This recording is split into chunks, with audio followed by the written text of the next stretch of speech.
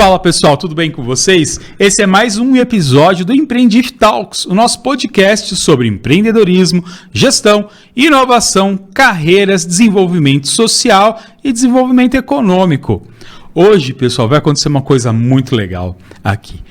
Quando eu tive a ideia de começar um podcast, eu queria assim, falar, como você queria que o negócio fosse?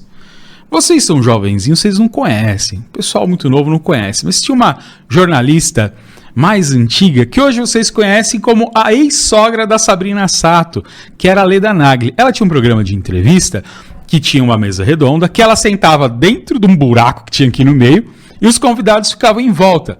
E em cada bloco do programa, ela entrevistava alguém. Então, por exemplo, tá lá o Ed Mota. Fala, hoje eu vou entrevistar o Ed Mota. E aqui do lado tem o carnavalesco, do outro lado tem o médico. Ela estava conversando com o Ed Mota e o pessoal ia interagindo, perguntando. No outro bloco, ela ia entrevistar o médico. Aí conversava com o médico, o carnavalesco, o Ed Mota ia interagindo.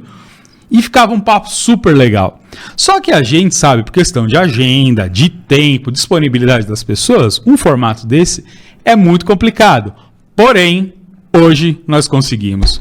Hoje nós estamos aqui com Gabriela Murad, estamos com Charlene Oliveira e o Cris Oliveira. E nós vamos fazer isso. Eu vou entrevistar os três e os outros dois vão me ajudar nessas entrevistas. Vai ser um papo muito legal.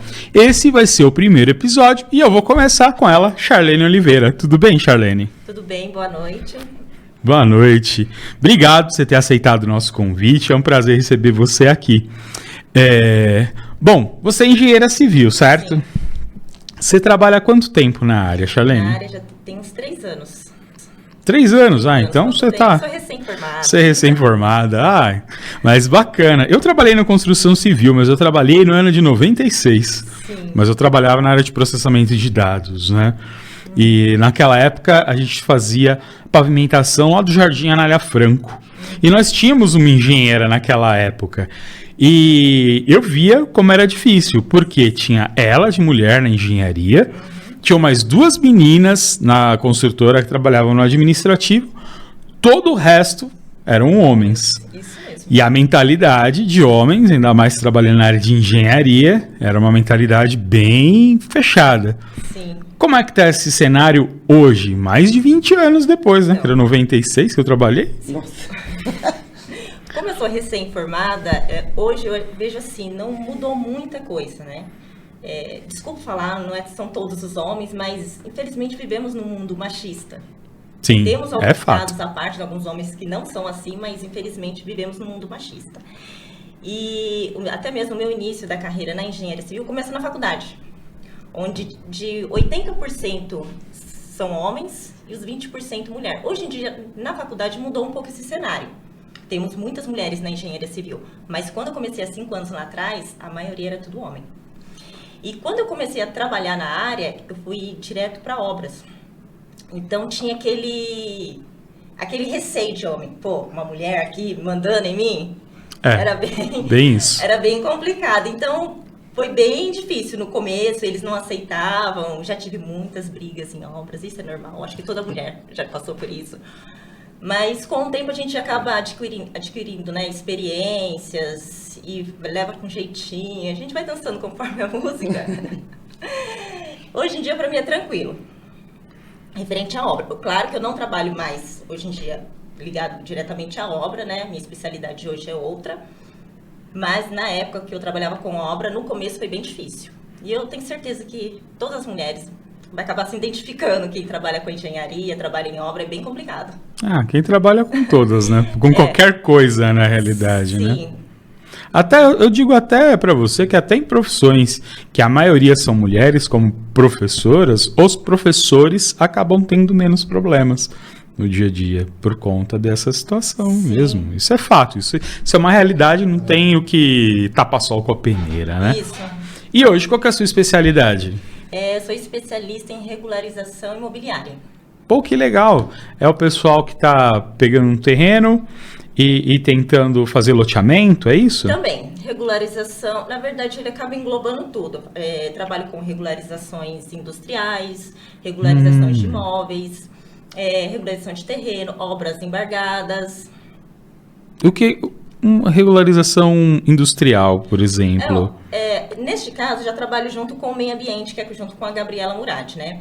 Quando ela pega alguma empresa para regularizar, quando a empresa dela pega alguma obra assim para regularizar, que vem entre a parte de meio ambiente, aí o que a gente precisa fazer? Regularizar a área construída em si. E essa área construída, esse processo de regularização, ele passa primeiramente pela prefeitura. Após ser aprovado na prefeitura e obtiver a obtenção do ABITS e o alvará de construção, aí que vai para o meio ambiente. Ah, então é como se fosse... Como a pessoa vai construir a casa dela, tem o terreno dela, tem o projeto, a planta, e precisa aprovar a planta. Acontece muito, as pessoas vão construir, assim, a maioria segue pelo caminho certo. Eu vou contratar um profissional, um engenheiro, um arquiteto, passa o projetinho de acordo com as leis, né, urbanísticas do município e protocola na prefeitura. A prefeitura vai liberar o alvará de construção e logo em seguinte o ABITS. Só que a maioria não faz isso, principalmente indústria. Mas por quê? Justamente indústria que tem recurso... Porque a gente pega de indústrias para regularizar, olha... Porque eu entendo, por exemplo, aquele cara que comprou aquele terreninho lá no fundão, naquele bairro afastado, pagando lá o negócio em 20 anos parceladinho. Aí, eu preciso morar. O tempo que vai gastar em ABITS, o dinheiro que eu vou gastar em ABITS, eu puxo 3 cômodos, pulo para dentro e depois seja o que Deus quiser. Eu entendo isso. Mas uma indústria... Acontece muito isso. Eu pego muitas casas, residências, né, unifamiliares, para regularizar também. Só que essas indústrias que a gente acaba regularizando são indústrias de construções muito antigas também. Vale a pena lembrar isso, né? Que construções de lá de 1980, 1990. Então, são essas construções que eles não se atentaram naquela época em obter o alvará de construção e o ABITS. E agora, com a nova gestão da empresa... precisa e é onde nós entramos com a nossa mão de obra para fazer essa regularização. Poxa, que bacana, que bacana. E da área ambiental? Tem tido... Aqui o Alto Tietê é uma área de manancial, né? Tem muitas represas, o recurso hídrico muito grande aqui, né? Tanto que a gente tem até parques aquáticos aqui na região. Como é que está essa questão em relação às casas? Está tendo muito problema de muita casa sendo construída, o pessoal tentando fazer aqueles loteamentos suspeitos perto de represa. Como é que está isso?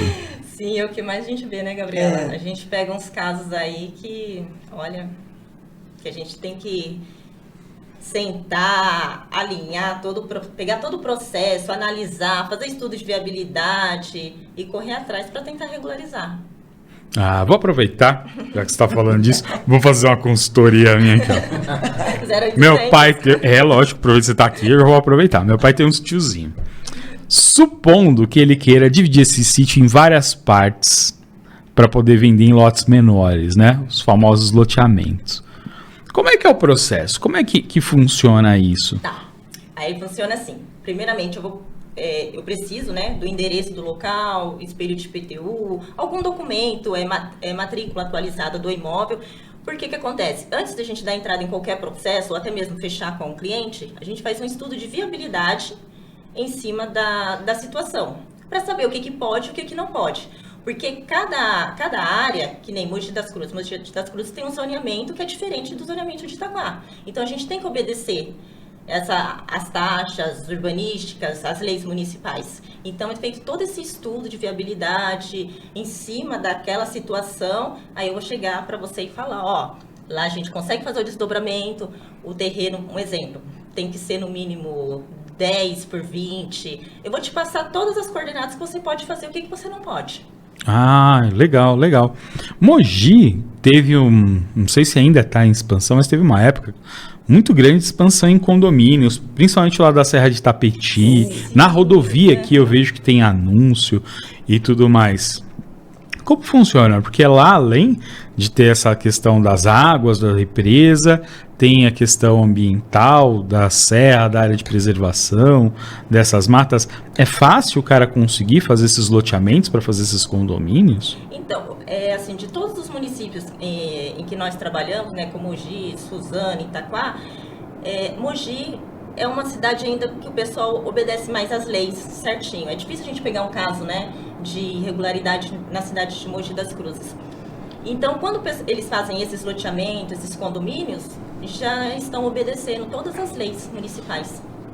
Da parte de engenharia, Isso, tá? da parte de engenharia. Porque é meio ambiente, né? Parte ambiental. Até mesmo porque a prefeitura de Mogi das Cruzes, eles são bem rígidos. O fiscal vai mesmo, bate na porta, notifica. Então, o pessoal prefere já seguir pelo caminho certo do que... E por falar isso, notificação, aquelas identificações de quando a pessoa está construindo uma casa, do engenheiro responsável, para quê que serve aquilo exatamente? A placa? A placa sempre é para tem. mostrar para as pessoas, até mesmo para o fiscal que passar ali na porta, que a sua obra está sendo acompanhada e está tudo regularizada, que você tem um alvará de construção. E você tem um responsável técnico de acompanhamento da sua construção. Ou seja, você não está fazendo sua construção nas coxas com qualquer um. Tá indo lá fazer uns puxadinhos e depois ver o que somos acontece. Obrigados a colocar essa placa. Tem metragem certinha de tamanho de placa, tudo tem que seguir as normas mesmo. Eu não sei se mudou, mas eu achava interessante, né? Que em São Paulo não tem, eu moro em São Paulo. Aqui em Suzano eu sei que tem, em Mogi tem, que tem que deixar uma área do quintal. Área permeável. Uma área permeável do Essas quintal, são né? as taxas que falamos que são taxas de ocupação, né? Que daí entra a taxa de ocupação de uso do terreno, taxa de área permeável. Então, assim, Mogi, na verdade, é meio que padrão. Normalmente é 20% do terreno que tem que deixar de área permeável. E taxa de ocupação, quando se trata assim, áreas próximas da cidade, normalmente a maioria dos casos é 50% que você pode construir. Você não pode construir mais do que isso. Agora, quando se trata de áreas mais afastadas, rurais, eles dão até um limite para você construir um pouco a mais, que depende muito da área. Então, por isso tem que fazer o estudo de viabilidade, porque cada área, eles falam o que pode ser feito. Interessante, eu não imaginava, o cara limita a área que você pode construir do seu terreno a 50% na área urbana? Claro, e quando se trata assim, um exemplo, de área de centro, aí a gente solicita a certidão de uso e ocupação de solo. O que é este documento? Este documento, ele fala o que você pode fazer e o que você não pode fazer no seu terreno. Quando é área central, aí fala lá que você pode construir até 4 pavimentos, que daí no caso é um prédio. Quando é área mais afastada, já vem lá descrito, pode construir só até 2 pavimentos, 50% de ocupação do solo, tem todas essas... Por isso que eu sempre bato na tecla, até mesmo com os meus clientes, antes da entrada em qualquer tipo de regularização ou aprovação na prefeitura, contrate um especialista na área para fazer esse estudo de viabilidade antes. Porque o que acontece, assim, vários clientes já chegou até mesmo até mim, contrata uma pessoa que entende mais ou menos do assunto, da entrada na prefeitura e barra o processo. Por quê? Porque não obedeceu as normas, ou o terreno não está apto para construir o que eles pretendiam. Acontece muito isso. Então, é uma coisa que eu sempre falo para os meus clientes. Contrate um profissional especializado na área e exija dele para fazer esse estudo de viabilidade antes de dar entrada na prefeitura. Porque depois que você dá entrada na prefeitura, se o seu processo é indeferido, você gastou tempo, gastou dinheiro, porque as taxas são um absurdo. As taxas é muito cara da prefeitura. Gastou com um profissional. Entendeu? E o que, nesse caso, o que inviabiliza a construção? Por exemplo, eu quero fazer uma casa. Eu tenho um terreno, eu quero construir uma casa. O que pode gerar inviabilidade? De não ser aprovado? De não ser aprovado. Seguir as normas do município. Você tem que seguir as normas do município. De ocupação do terreno. Isso. Que nem eu falei, cada município ela tem a sua própria norma, né, de construção. As prefeituras disponibilizam essas normas no site. Quando não disponibiliza, só dá uma ligada lá que eles passam. Mas tem que seguir certinho. O que está lá escrito na verdade, é código de obras do município. Aí você tem que seguir o que está no código de obras. E para construir prédio em região central, que, como eu falei, né, moro lá em São Paulo, lá eu tô percebendo que assim, não tem mais terreno para você construir a primeira vez, nada, já tem tempo. Então o cara tem que sair comprando um monte de casa antiga, derruba e começa a construir. Só que tem um problema que tem os vizinhos, se você derrubar, você abala a casa do vizinho, e o solo, fazer análise de solo para ver se aguenta ou não. Porque eu lembro, quando eu era moleque, na casa que meu pai mora hoje, o terreno era caído para a rua, aí a gente teve que cavar.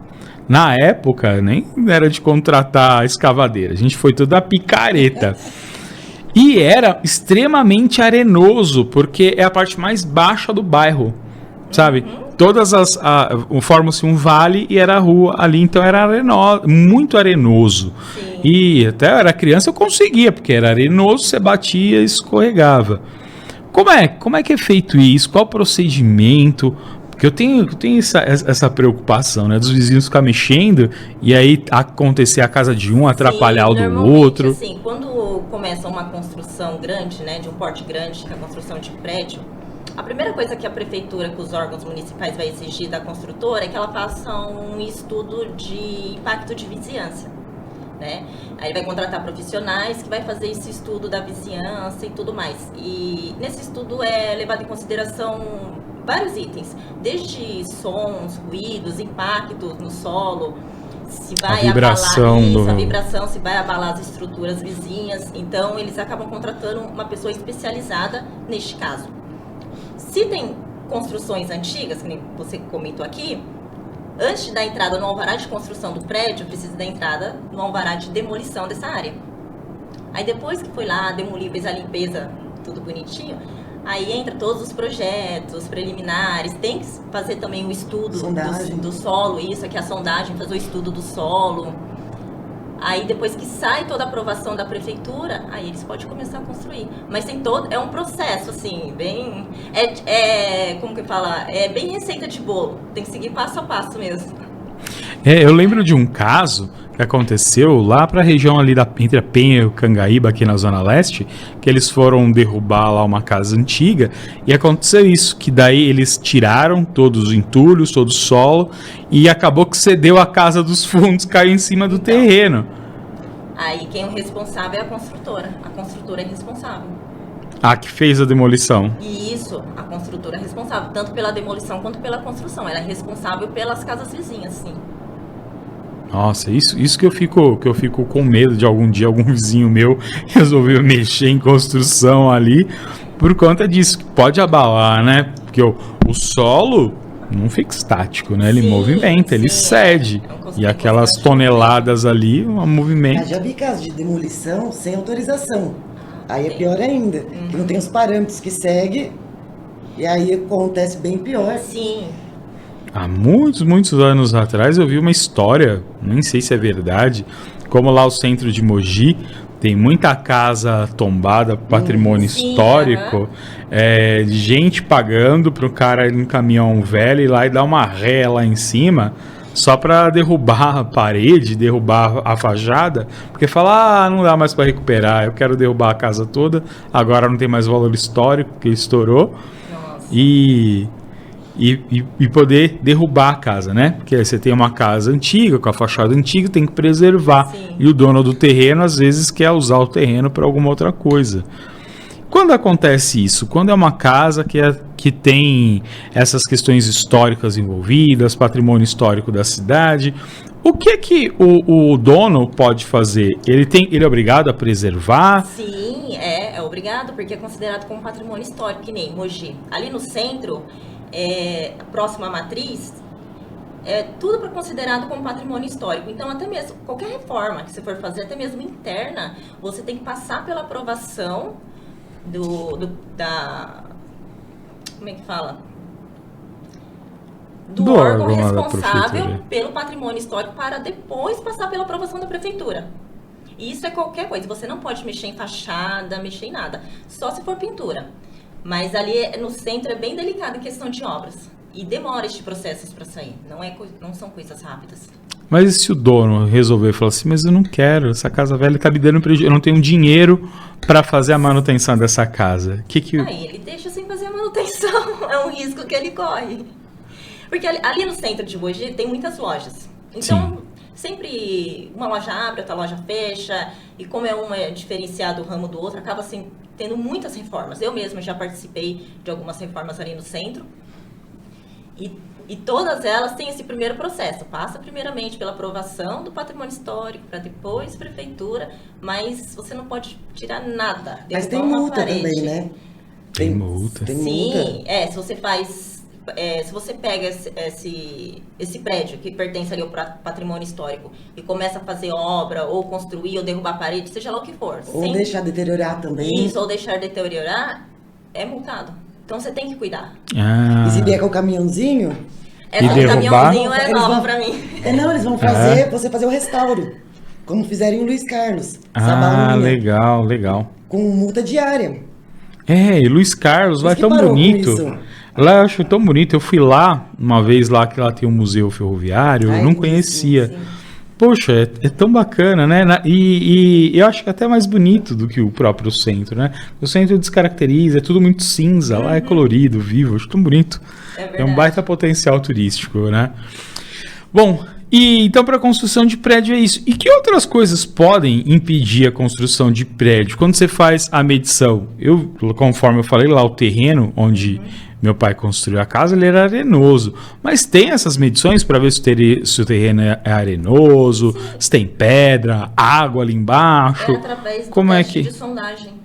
Porque vem uma empresa especializada, faz a retirada daquele solo, é levado para um departamento que eles vão fazer essa análise bem minuciosa. É bem isso mesmo. Bem detalhadinho, aí eles vão te mostrar uma tabelinha de acordo... É bem legal essa tabela. Ela mostra passo a passo do terreno, do solo. As camadas a camada, camadas a camadas. Pedra, argila, areia e assim vai. É bem bacana. Legal. Aí de acordo com a densidade do que é encontrado no solo... De acordo com a densidade do solo que é feito o projeto de fundação. Mas... Tem uma variação que é permitida ou não? Falar assim, não, esse solo não tem como construir um prédio, ou o prédio pode ser até 10 andares, mas que isso o solo não suporta. Sim, como é que funciona? Sim. Por isso que a gente faz esse estudo de solo. Porque de acordo com cada tipo de solo, que vai ser determinado, como eu falei, o tipo de fundação, o tipo de concreto, o tipo de ferragem. Então tudo é levado muito em conta. Mogi, não sei se você conhece aquele Mogi, no parte do Morgilar. Sei. A área ali do Habib's, era uma área bem brejo. Bem brejo mesmo. Sim. E eles construíram muitos prédios lá. O que eles fizeram? Troca de solo. Vamos trocar o solo. Trocaram ou fizeram drenagem? Fizeram troca de solo, Nossa. Colocam um solo novo e constrói esse prédio. Caramba. Aqui em Suzano, tem ali na região ali do Miguel Badra, vocês já viram? Aquele City Law, não posso falar mais.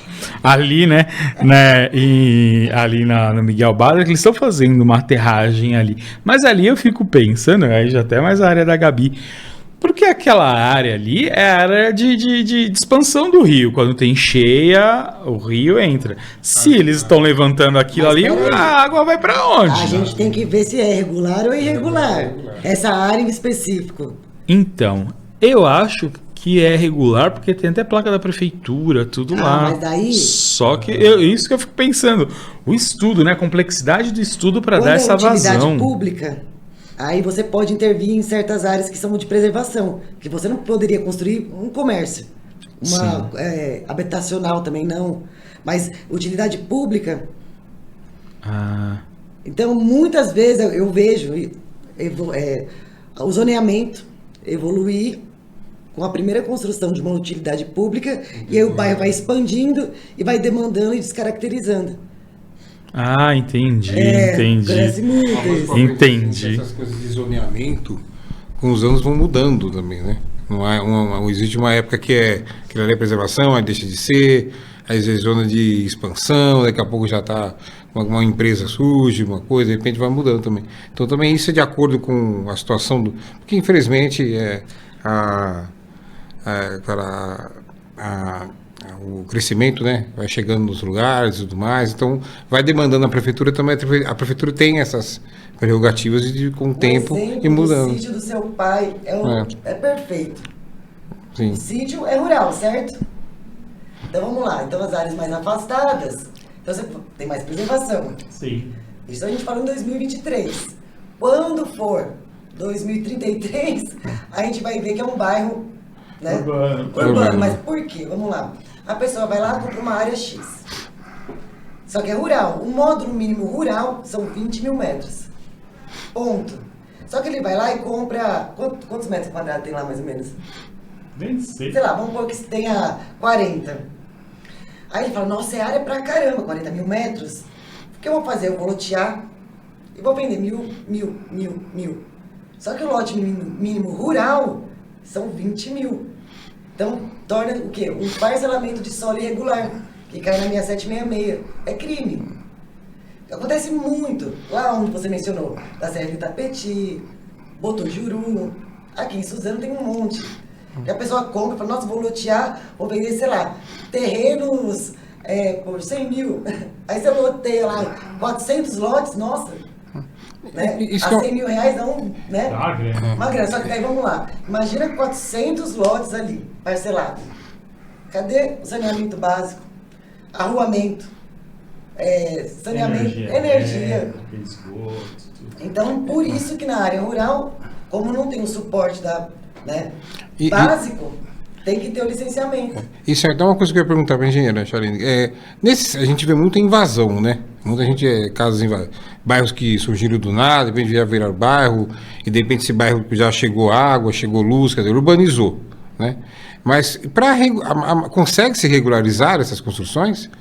Então, depende muito, porque assim...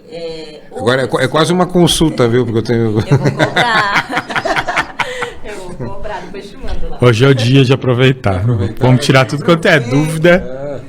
Então, depende muito, porque quando se trata, que nem aqui em Mogi nós temos ali pro lado ali de Parque São Martinho, Santo Ângelo, é uma área no entorno que faz parte de um único dono. Então, as pessoas que construíram ali, o que elas fazem hoje? Estão fazendo uso capião, porque já moram há muitos anos, tipo coisa de 30, 40 anos. Então, eles entram com um processo de uso capião para obtenção da matrícula. Sim. E quando eles conseguem provar na justiça que moram esse tempo todo, que vem pagando água, luz, IPTU, o juiz acaba concedendo, né, a matrícula para estes proprietários. Agora, tem casos também que a pessoa não consegue regularizar. De jeito nenhum, porque é casa nova, construção nova, não tem matrícula no nome, a matrícula às vezes está como uma área total, uma área maior, aí a pessoa não consegue regularizar. Por exemplo, aquele cliente que a gente trabalha em conjunto, Sim. que é antigo, porém, como é uma área rural, ele comprou 1.000 metros, o outro 1.000. Então, mesmo com o uso capião, ele não conseguiu. Ele não consegue. A ação da matrícula mãe, que é uma área gigante, que foi loteada antes da lei, porém agora tem a metragem, a não ser que mude o zoneamento. Isso. Aí, E a prefeitura não vai mudar o zoneamento tão fácil, porque é uma área de manancial, uma área de preservação. Se mudar, acabou. Tem que ter estrutura, infraestrutura para poder fazer. Né? Isso mesmo. Entendi. Porque esse crescimento de cidade eu acho bem interessante. Que lá nos anos 80, mais ou menos, né, um conhecido nosso lá, que ele abriu uma fábrica em Itaquá. Ali uma estrada que entra ali para Rancho Grande, ali para dentro. E eu lembro quando eu era criança, eu fui lá até essa fábrica visitar o galpão. E eu lembro que no meio do caminho tinha aras, tinha tudo. Era uma zona, meio que zona rural. Ele foi lá e abriu o galpão e começou a construir.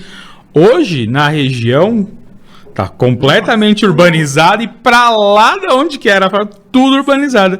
Tanto que ele acabou tirando a fábrica de lá e levando para o interior, porque ali, uma zona extremamente urbanizada, para entrar e sair caminhão era extremamente complicado. Os caminhões tinham dificuldade, muita estrada, foi feito muitas ruas. Aí para o caminhão fazer uma curva ali, aí sempre tinha um carro, uma pessoa, aí demorava, atrapalhava muito o trânsito. E aí a própria população que chegou depois deles, muito depois, começou a reclamar deles e do trânsito deles junto à prefeitura, né? Crescimento desordenado, porque esse estudo de impacto de vizinhança que ela falou, deveria valer para todas as construções. Isso mesmo. Porque daí já ia calcular que ali tem a empresa X, que tem um fluxo tal, de tantos caminhões, o farol tal. Isso. Pelo menos uma avenidona, né? Então, No mínimo uma avenidona, deles, não tem naquela região. Acho que a maioria das prefeituras solicita hoje em dia estudos de impacto viário, Sim, estudos de impacto de vizinhança, impacto ambiental também, né, que é a nossa área, para poder autorizar a construção de novos empreendimentos, principalmente de empresas, né? Mas tem os corajosos Tem. que vão lá, E faz. compra, faz o peito, fala, depois eu regularizo. Aí, onde acontece dela, a gente fazer um conjunto de trabalho, ela entra com a regularização da construção existente, eu da parte ambiental, muitas das vezes tá construído em cima de APP, assorear o rio, canalizar sem autorização. O que é APP? APP é para ver aplicativo. Área de preservação permanente. É assim, toda vez que tem um curso d'água, você tem que ver, no mínimo são 30 metros para a direita, 30 metros para a esquerda. Então, se você compra, por isso tem a viabilidade, você comprou uma área X, você vai fazer o estudo hidrográfico. Aí eu vou falar, olha, de 1.000 metros, você tem um APP que está ocupando 30 metros desse lado, 30 desse, 400 metros quadrados. Então você só tem 600 metros. E se não tiver revegetado, você vai ter que fazer um projeto de restauro e plantar, porque você tem que preservar a mata ciliar, que é o curso d'água. Ele tem um jusante montante, né? Sim. Então isso é muito importante. E aí o pessoal que faz, volta lá nos primórdios, né? Quer o quê? Construir perto do... Na rio. beira do rio. Ah, porque eu quero acordar, quero ver o lago, eu quero não sei o quê. Não pode.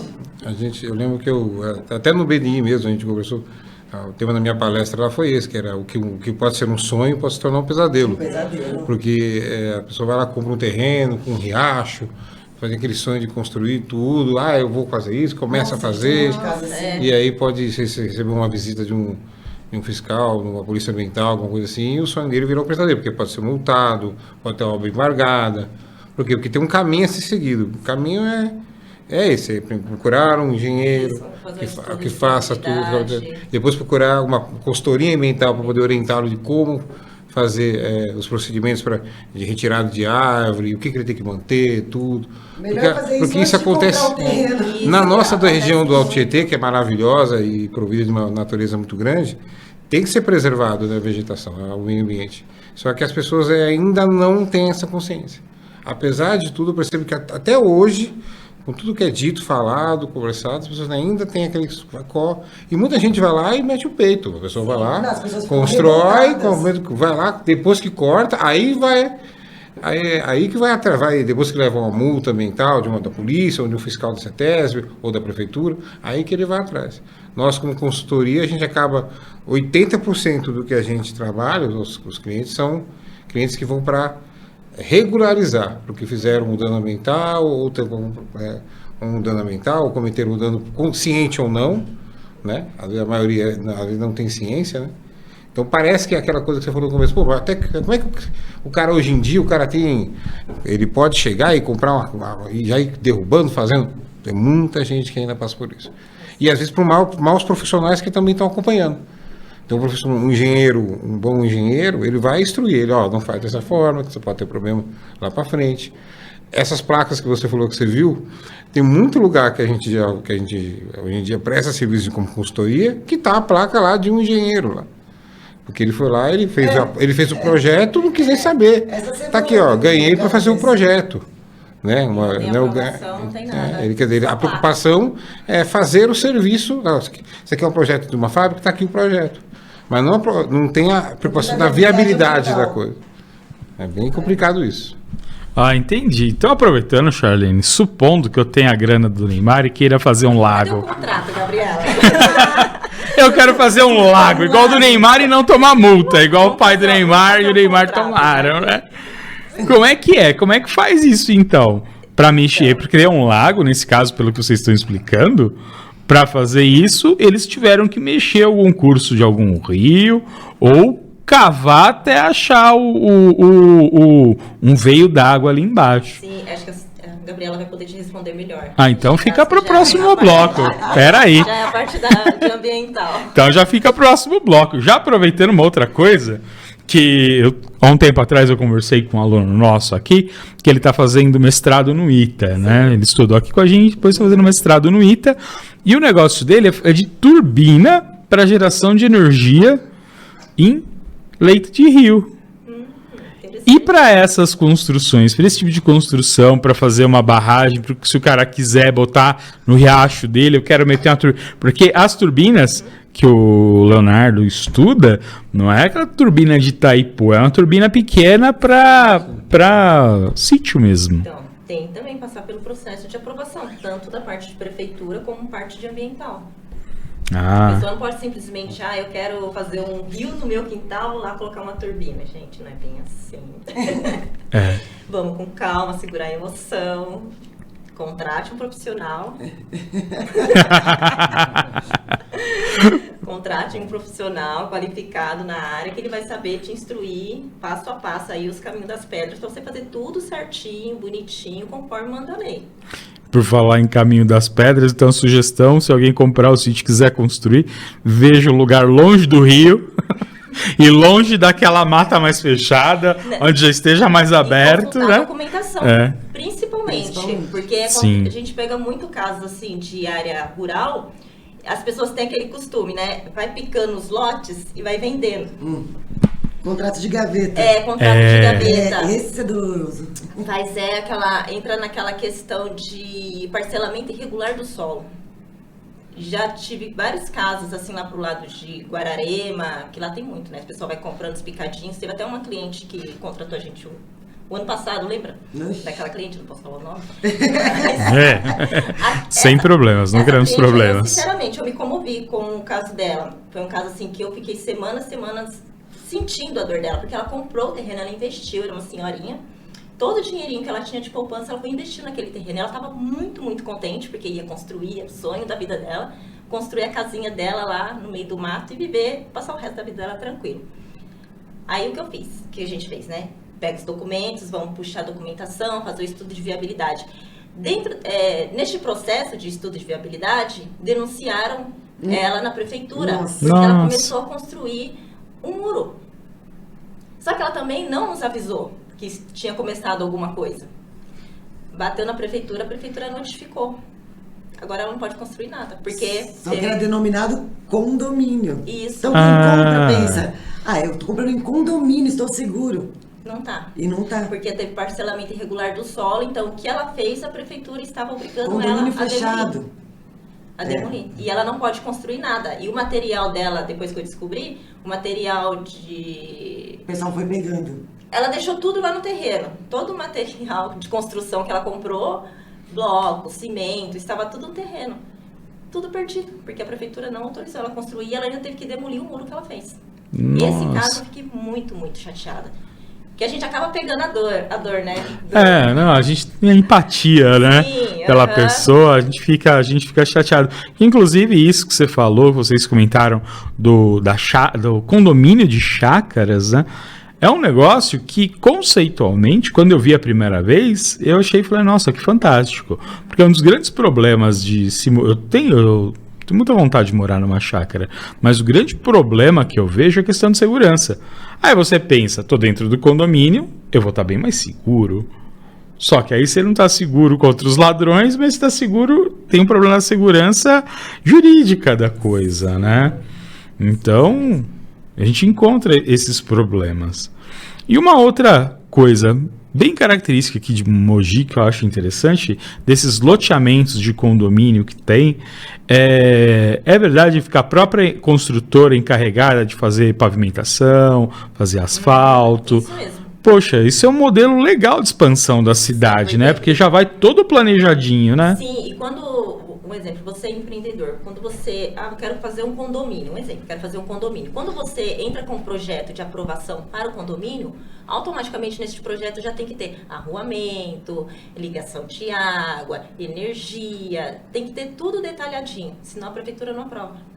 Então é responsabilidade de quem está fazendo o condomínio já fornecer para os clientes, né, o condomínio praticamente pronto, a pessoa só vai lá e constrói a casa. Só que tem uma diferença de loteamento para condomínio. Isso. Aí o pessoal faz loteamento, que tem menos exigência, e vende como condomínio, que é porteira fechada, com guarita. Portaria, muro, né? Muro, é diferente, totalmente diferente. Pô, mas é um modelo bem inteligente. Se a prefeitura pode repassar esses custos de pavimentação para a construtora repassa isso para os compradores.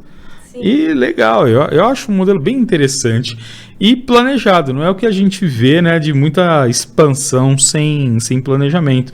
Isso que você falou de deixar a mata ciliar, eu fico só pensando as imagens que vem à minha cabeça, moro em São Paulo, perto da minha casa, cara construindo assim, né, o rio começa aqui, o cara tá com o negócio aqui assim, qualquer ó. momento ele pode ser multado. Não, mas Sim. Aí nem o cara tava. o vizinho fez, aí outro também faz, outro também faz e vai indo. Área de ocupação, né? O pessoal Sim. ocupa e nem multa. A prefeitura vai perder tempo, multar, o cara não vai pagar, não vai fazer Essa nada. questão de loteamento e condomínio tem um acordo com a prefeitura. Se tiver acima de 200 unidades, é chamado GRAPROAB, é uma aprovação. Então tem as áreas institucionais, os quais são doadas dentro do loteamento inteiro para a prefeitura, para fazer creche, escola, Posto de saúde. Ah, Isso é legal. bem legal esse Fala, eu vou modelo, né? aprovar o teu projeto, só que aí, e essa área aí, vai ser o quê? Porque vai ter que atender a população. Pracinha, né? Fazer Porque pracinha. como que aquela população inteira vai ser atendida onde? É. No bairro vizinho? Então você tem que dar estrutura. Então aí pode ser posto, escola, creche. Sim, isso mesmo. É um bom modelo, um É um modelo bom legal, acordo. né? É um bom acordo. É plausível isso, né? Isso é bacana. Mas eu fico pensando, né? Na cidade lá de São Paulo que já está nessa segunda fase. Até no meu próprio bairro mesmo, que é um bairro antigo lá da região, está nessa fase de derrubar tudo e começar a construir terrenos grandes, o cara derruba e constrói um monte de sobradinho germinado, prédiozinho, esses prédios, loft, né? Estúdio. Agora tá na moda. Estúdio. Aqui na região ainda não vi, né? Mas lá para São Paulo, estúdio tá menor que esse estúdio nosso aqui. Isso aqui sim é um estúdio. Eu sou nascido e criado em São Paulo. Então a gente vê aqui terreno de 5 por 25, né? 30 por 35. Então a pessoa constrói tudo, não deixa 1 centímetro de grama, né? E a gente vê uma cidade cinza, né? Quando eu vim para cá também, quando eu vim para o Alto Tietê, conheci aqui a região, a gente se espanta aqui a quantidade de área verde que tem aqui, comparado a São Paulo, o que tem de verde lá é parque. Né? E olhe lá. E olhe lá. A zona leste de São Paulo é a área menos arborizada da cidade. E olha que ela tem o Parque do Carmo, né? Tem o Parque Raul Seixas, tem alguns parques ali. A região ali do Carmo ali ainda está mantendo um pouco. Para tirar ali, não tem... Porque também também tem aquela questão, é o crescimento desordenado de São Paulo, né? Sim. Então é um crescimento desordenado que acaba se ordenando, que acaba se regularizando, aquela comunidade que virou urbanizada e vai indo. Zona Leste, assim, conheço bem ali Zona Leste, ali região de São Mateus, até Guaianazes ali, tudo. Então ocorre muito isso lá. Os caras vão lá, cresce desordenado, acaba regularizando, a quantidade de pessoas são tão grandes que necessita de saneamento básico, aí acaba sendo gerado para isso, então a pessoa se regulariza tudo e acabou. Ele ali vira um bairro, tudo urbanizado certinho. Só que a questão ambiental, numa árvore você demora até bairros antigos, né? Hoje em dia eles têm uma tendência à retirada de árvores, né? Porque as árvores que foram plantadas antigamente hoje não estão resistindo mais. Estão caindo. E também quando Você são vê? aquelas árvores de grande e médio porte. Hoje em dia tem a tabelinha certa para arborização urbana. Ah, é verdade. As árvores de pequeno porte, por quê? Começa a enraizar, começa a entrar embaixo das casas, cai. Hoje mesmo, vindo pra cá, o moço desesperado, cai em cima do carro dele. Uma árvore que a prefeitura não autorizou. E a pessoa estava 2 anos tentando autorização. Até que chegou. Podia ter Aí. matado alguém. E a prefeitura não vai se responsabilizar, Agora, né? uma coisa, a gente falou de praça, que eu tenho uma experiência assim que eu fiquei chocada. A gente fez uma compensação de árvores de DAP, árvores grandes, né? DAP é o diâmetro, né? Então, nas praças, Jardins, Itaim-Bibi, Brooklyn, né? Conforme a gente ia batendo nas praças com a escavadeira, era uma camada assim só de terra, o resto era asfalto. Nossa. Sem brincadeira, eu pensei, eu olhei e falei, por isso quando chove, alaga tudo. Porque qual que é o intuito da praça? Né? É a área permeável, para ajudar na. Não, eles simplesmente fizeram em cima do asfalto. A maioria das praças são bairros nobres, né? Sim. E arborizados. E arborizados.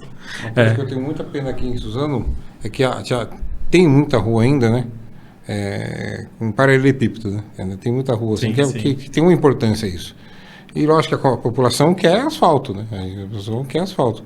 Aqui em frente, em frente ao Parque Max Pfeffer, do outro lado, antigamente era paralelepípedo para o trânsito, era horrível, né? Que o Jardim Monte Cristo, né? As É ruas Monte do Cristo. Aqui do outro lado Sim. né? Ainda tem uma rua principal lá, a rua Monte Cristo, que já foi asfaltada. Falei, acabou. Logo, aqui vai perdendo. Aí para onde vai toda essa água? Né? Porque tem essa função mesmo da impermeabilidade, ainda ajuda bastante. Então vai ser complicado. Os engenheiros que têm que resolver essas questões futuramente para nós. Culpa da turma da engenharia que libera. Cadê o pessoal da engenharia? Cadê o pessoal da prefeitura? Bom, o nosso prazo do primeiro bloco já está chegando ao fim. Nossa, passou rápido. Passou, já tem um tempão já. A gente está aqui. Gostaria de agradecer a sua participação. Aí eu queria te fazer 2 perguntas para a gente encerrar aqui. Sim. A Charlene, quando era criança, queria ser o quê quando crescer? Sempre quis ser engenheira civil. Que legal! Vou contar um pouquinho da história para ser bem breve. Quando eu era criança, meu pai costumava ir... Meu pai é pedreiro, ele é pedreiro até hoje. Aí ele costumava ir fazer reparos, fazer serviços, né, que o pessoal contratava ele, e ele sempre me levava junto com ele. Então eu ficava lá brincando e tudo mais, e eu sempre acompanhava ele nas obras. Aí eu fui crescendo, virando adolescente, fui amadurecendo essa ideia, não, fazer engenharia. Só que eu sempre tive um receio. Não, mas engenharia é para homem. Eu sempre tive isso na minha cabeça, engenharia é para homem, não é para mulher. Vou fazer outra coisa. Tanto que na época eu pensei até fazer fisioterapia, antes de eu começar. Pensei, ainda bem que eu não fui. Área de saúde, né? Tentei Bem área de feminina, saúde. tem muita... Então, porque eu cresci com essa coisa, tipo, mulher tem que fazer coisas de mulher e homem tem que fazer coisas de homem. Só que lá no fundinho, sempre a engenharia falou... Aí quando eu tive a oportunidade de fazer a faculdade, comecei com 25 anos, comecei tarde também. Não tem outra, é engenharia civil. Aí as pessoas sempre me perguntam, nossa, mas foi logo de cara, como que você se identificou?